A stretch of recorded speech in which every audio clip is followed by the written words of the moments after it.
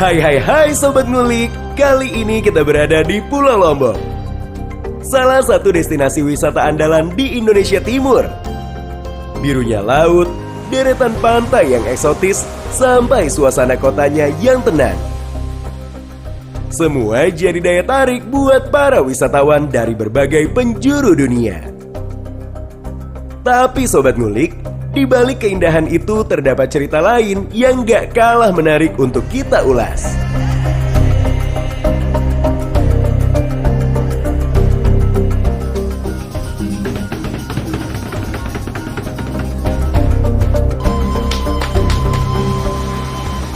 Cerita tentang manusia, tentang kehidupan, dan tentang semangat untuk terus berdaya. Karena kemajuan sebuah daerah nggak cukup hanya dari sektor wisatanya aja, tapi dari seberapa kuat sumber daya manusianya untuk maju dan berkontribusi. Dan inilah yang menjadi fokus dari Astacita Presiden Republik Indonesia.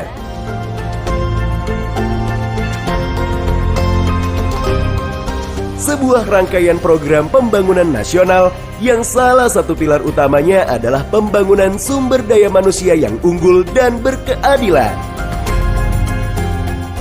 Astacita menjadi penuntun bagi pemerintah untuk memastikan setiap warga negara dimanapun berada mendapat kesempatan yang sama untuk tumbuh dan berkembang. Mau itu di kota besar, pedesaan, atau bahkan dalam lembaga pemasyarakatan. Nah Sobat Ngulik, dari sinilah cerita kita dimulai.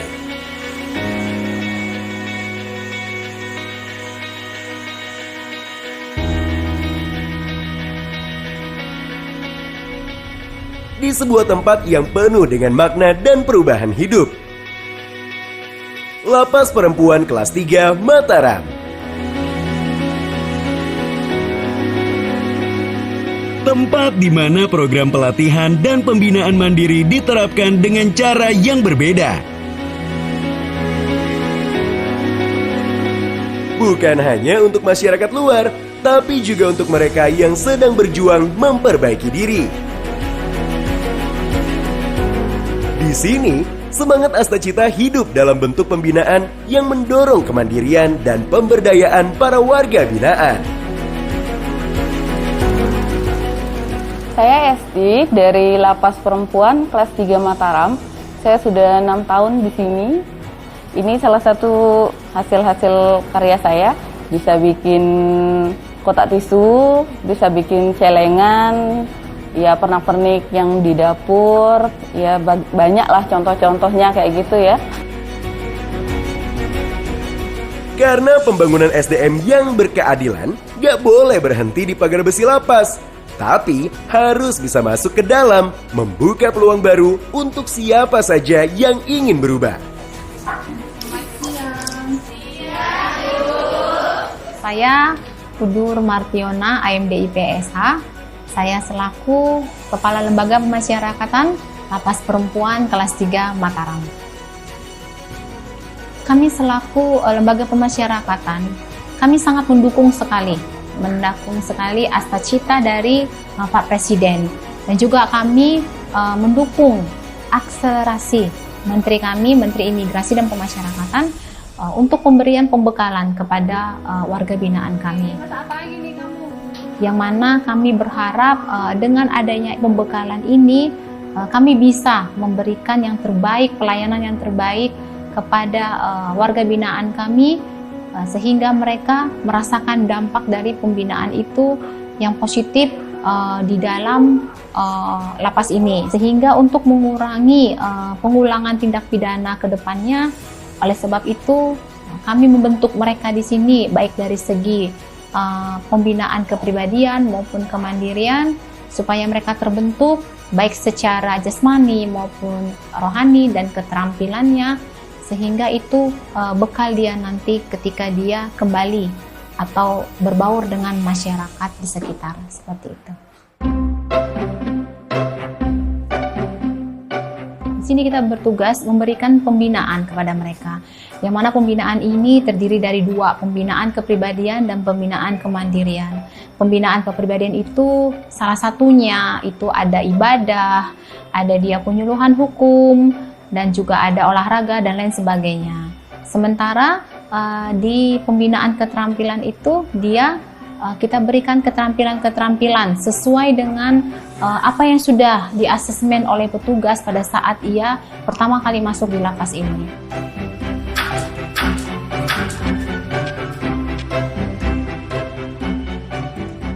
Sebenarnya yang melatar belakangi ini adalah untuk memberikan dia bekal keterampilan, yang mana bekal keterampilan ini akan digunakan dia nanti ketika dia kembali ke masyarakat tempat ia menjalankan kehidupan sehari-hari setelah selesai menjalankan pidananya di lapas ini.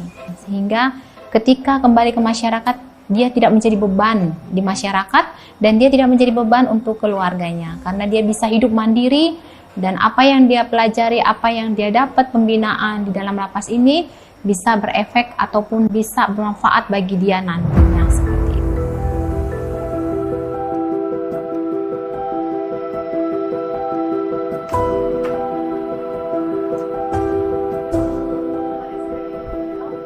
Bayangin sobat, di tempat ini wanita-wanita yang pernah jatuh sedang belajar untuk bangkit kembali.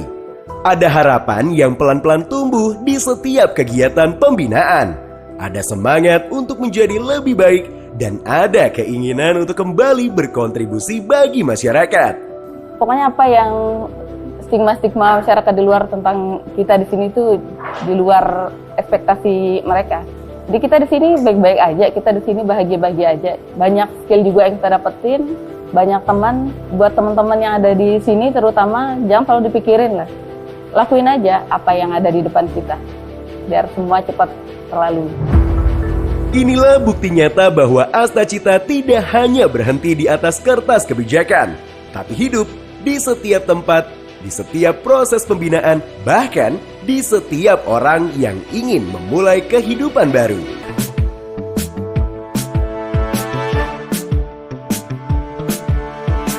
Suasana lapas perempuan kelas 3 NTB terasa berbeda ya Sobat Ngulik. Bukan suara gerbang besi atau langkah para petugas yang dominan, tapi suara ceria dari para warga binaan yang sibuk beraktivitas. Di sini kita ngelihat semangat untuk belajar, untuk berubah, dan untuk membangun hidup baru.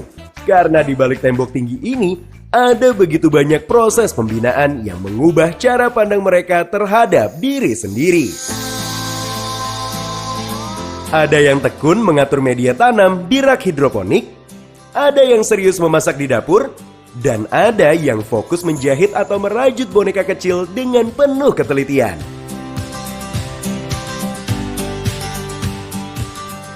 Perkenalkan, saya salah satu daripada tim hidroponik WBP LPP kelas 2 Mataram yang saat ini sedang berkegiatan untuk pembinaan di hidroponik.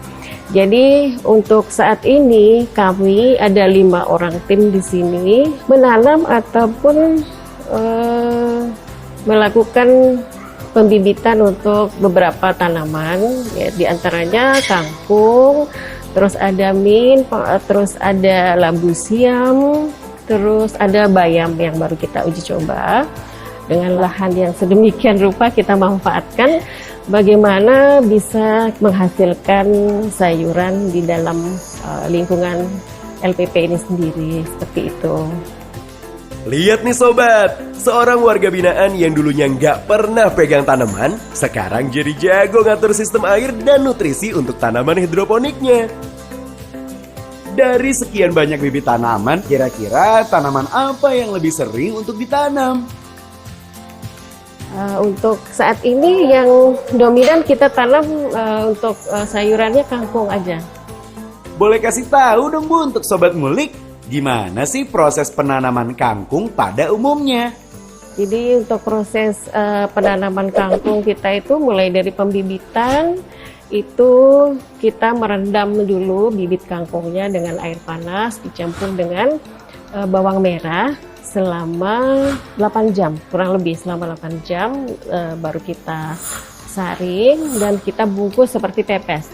Dan terus kita simpan selama 1-2 hari. Setelah itu bibit kangkung ini akan berkecambah. Nah, setelah berkecambah itu baru kita memasukkan di dalam media rock wool sebagai media untuk pembibitan itu. Nah, setelah beberapa hari akan tumbuh, contohnya seperti ini. Tumbuh bibitnya itu kita akan menjemur sampai 5 hari. 5 hari penjemuran baru kita pindahkan ke media hidroponiknya. Setelah itu menunggu dengan perawatan, dengan nutrisi yang kita berikan setiap hari pagi dan sore. Kita memberikan nutrisi sesuai dengan standar yang sudah kita diberikan ilmunya sama bagian pembinaan di sini. Jadi itu yang kita laksanakan. Alhamdulillah hasil kangkungnya itu dalam 1 bulan itu kita bisa panen sampai 3 kali.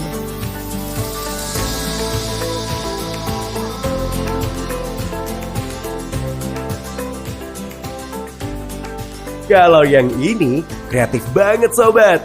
Dari benang-benang warna-warni dan barang-barang bekas, melalui tangannya nih bisa menghasilkan barang-barang yang bermanfaat dan boneka rajut yang lucu banget. Kelihatannya simpel ya sobat, tapi di balik semua kegiatan ini ada makna besar, yaitu mengembalikan rasa percaya diri dan membangun kemandirian ekonomi. Kita dengerin yuk cerita dari ibu pembina yang setiap hari ngedampingin mereka. Untuk antusiasme warga binaan Lapas Perempuan Kelas 3 Mataram di sini sangat antusiasme sekali tentunya dalam kegiatan pembinaan kemandirian maupun pelatihan, di mana mereka sangat termotivasi untuk mengikuti kegiatan-kegiatan pembinaan dan pelatihan yang ada di Lapas Perempuan Mataram, karena bukan hanya untuk bekal mereka, tetapi untuk menambah ilmu kepada mereka saat nanti mereka bebas dari lapas. Wah, menarik banget ya Sobat Ngulik. Ternyata proses pembinaan ini nggak cuma soal mengisi waktu di lapas, tapi juga sebuah investasi untuk masa depan mereka setelah keluar nanti.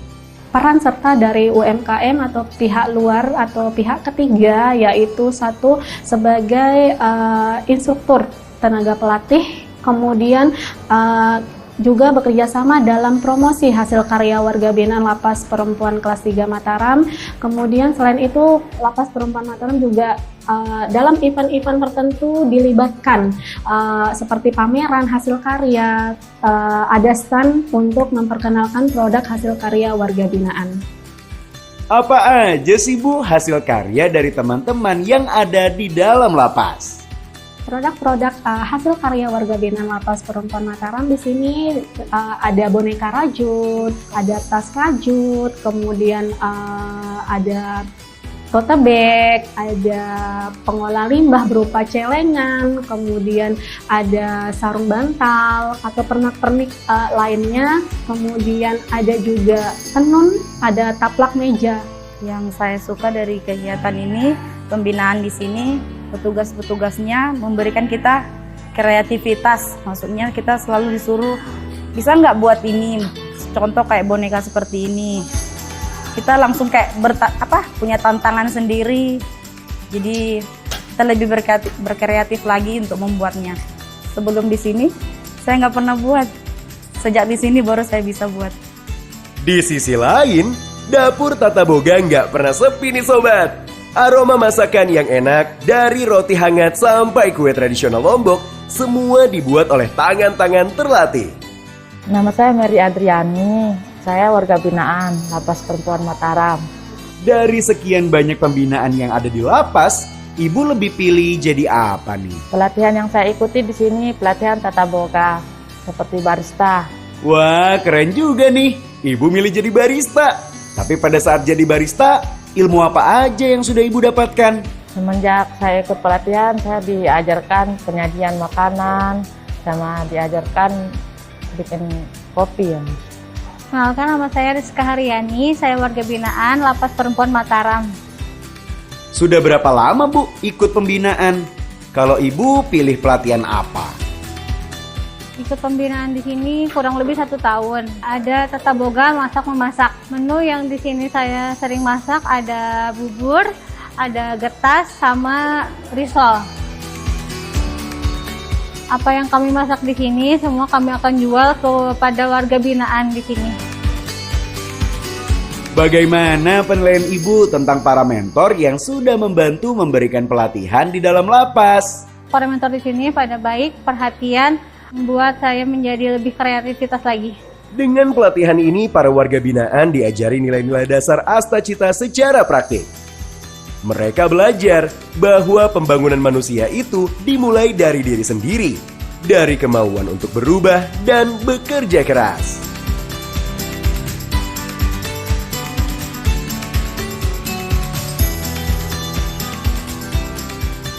Suasananya hangat banget ya sobat. Di sini kita ngeliat bagaimana pembina dan warga binaan saling mendukung tanpa jarak dan tanpa rasa takut. Semua berjuang bersama untuk tujuan yang sama, menjadi lebih baik. Sobat Ngulik, setelah kita lihat gimana semangat para warga binaan belajar dan berubah di dalam lapas, kali ini kita mau ngulik gimana sih kelanjutan cerita mereka setelah keluar dari sana? Karena Astacita itu nggak berhenti di dalam program pembinaan aja, tapi terus jalan sampai membuka kesempatan di dunia nyata. Ingat ya sobat, dalam Astacita Presiden Republik Indonesia ada 2 hal yang menjadi fokus besar. Pembangunan sumber daya manusia unggul dan pemerataan ekonomi serta keadilan sosial. Dan nilai-nilai itu sekarang hidup di sebuah tempat khusus nih. Tempat di mana kesempatan kedua benar-benar diberikan untuk yang mau berubah. Ya, inilah Kampung Pas NTB. Kampung Pas NTB merupakan inisiatif dari kantor wilayah Dijen Pemasyarakatan NTB yang berada di Kota Mataram. Tempat ini dibangun untuk memberikan wadah bagi warga binaan lapas dan mantan narapidana untuk berkarya, berusaha dan kembali ke tengah masyarakat. Tujuannya jelas, memberdayakan mereka dengan memberikan keterampilan, melatih manajemen usaha, dan membuka kesempatan untuk berwirausaha setelah bebas. Melalui tempat ini, pemerintah berharap mantan narapidana nggak mengulangi kesalahannya lagi, bisa hidup normal, dan diterima kembali secara utuh di tengah masyarakat. Wah, seru banget ya sobat. Suasananya penuh aktivitas dan kehangatan. Ada penampilan band yang merupakan warga binaan. Ada produk-produk dari hasil karya warga binaan. Dan ada kebanggaan yang terlihat dari setiap wajah di sini. Kampung Pas NTB ini bukan sekedar pasar biasa, tapi juga laboratorium kehidupan, tempat di mana pembinaan di dalam lapas berlanjut dalam bentuk pemberdayaan di luar lapas. Sekarang kita dengerin nih soal gimana program pelatihan mandiri dan pembinaan di lapas ini selaras dengan tujuan besar Astacita. Program pembinaan di Lapas NTB itu merupakan salah satu tugas pokok dan fungsi kami. Ya. Dalam criminal justice system, pemasyarakatan, khususnya lembaga pemasyarakatan ada di belakang, di akhir criminal justice system, tugasnya untuk melakukan pembinaan. Untuk mengembalikan biar dia taat hukum, ya kan? Tidak mengulangi kejahatan, sehingga bisa berpartisipasi aktif, sehingga dilaksanakan program pembinaan. Sehingga harapannya teman-teman warga binaan yang melakukan pelanggar hukum yang sedang dibina di dalam lapas, setelah dibina di dalam lapas mempunyai suatu kompetensi yang akan dipergunakan nanti setelah bebas ataupun masih di dalam lapas melakukan kegiatan-kegiatan positif yang produktif, gitu. Sehingga dia tidak mengulangi pelanggaran pidana lagi. Wah, jelas banget ya Sobat Ngulik. Semua program pembinaan dan pemberdayaan ini nggak berdiri sendiri. tapi terintegrasi dengan pelatihan mandiri yang jadi bagian dari Astacita yang menekankan kesetaraan dan pembangunan manusia Indonesia yang tangguh. Pembinaan di lapas saat ini ada 2 jenis ya. Yang pertama pembinaan kepribadian, ya. Yang kedua adalah pembinaan kemandirian. Kalau kepribadian ini terdiri dari kegiatan keagamaan, ya kan? Seluruh agama kita siapkan fasilitas pembinaannya. Setelah itu ada kependidikan di dalamnya, ya, psikologi di dalamnya. Kalau kemandirian, seperti yang teman-teman lihat ini nih, termasuk baju saya ini. Ini merupakan batik tulis hasil karya warga binaan di Lapas Lombok Barat. Dan ini semua nih kita di NTB punya ruang pamer, namanya Kampung Pas. Ini mengedukasi masyarakat bahwa program pembinaan di lapas di Nusa Tenggara Barat bisa dilihat hasilnya di sini. Ini bukan cuma soal melatih keterampilan, tapi juga upaya membuka peluang ekonomi dan membangun kemandirian sosial bagi mereka yang ingin berubah. Untuk kegiatan rutin di Kampung Pas ini buka setiap hari, ya. Rata-rata dari pukul 13.00 WITA sampai dengan pukul 23. Ya. Ada sesi-sesi tertentu yang kita menampilkan kesenian warga binaan. Ya. Ada kemarin waktu ngabuburit di Kampung Pas ini pun kita tampilkan kesenian tari dari lapas, marawis dari lapas anak. Ya. Yang rutin di Kampung Pas ini adalah kegiatan band. Ya. Juruji band ini dari Lapas Lombok Barat. Dia tampil setiap hari Rabu malam dan hari Sabtu malam atau malam Minggu. Alhamdulillah masyarakat bisa menerima, antusiasnya banyak, sehingga kita bisa lihat ternyata masyarakat masih peduli, masih mau care ya dengan teman-teman warga binaan. Nah Sobat Ngulik, kita ketemu nih dengan salah satu ibu yang dulunya warga binaan di Lapas Perempuan NTB. Dan sekarang nih udah sukses berwirausaha di Kampung Pas. Perkenalkan, nama saya Sri Ramadan, saya tinggal di Mataram, saya ex warga binaan Lapas Perempuan Mataram. Dari sekian banyak pelatihan, Ibu sendiri lebih fokus memilih bidang apa sih? Kalau dalam lapas dulu saya fokusnya di tata boga. Itu untuk kulinernya di dalam lapas dulu itu. Sampai detik ini, sampai kita bebas pun kita melanjutkan ilmu yang kita dapatkan dalam lapas sana untuk kehidupan kita di luar sini. Ada nggak yang mau Ibu sampaikan dalam bentuk ucapan dan harapan untuk pembina di dalam lapas serta pemerintah? Kalau untuk pegawai-pegawai di dalam lapas, saya ucapkan banyak terima kasih karena udah kita dididik, dibina di sana dengan ilmu-ilmu baru, dengan ilmu-ilmu yang kita dapatkan dalam lapas menjadi bermanfaat bagi kita di luar untuk menyambung hidup. Dan terima kasih untuk pemerintah kota maupun provinsi yang udah melirik kami di sini dengan program-program yang seperti pelatihan ataupun bantuan-bantuan yang udah diberikan kepada kami. Kami ucapkan terima kasih banyak. Semoga apa yang diberikan kepada kami bisa berguna dan bermanfaat untuk kami.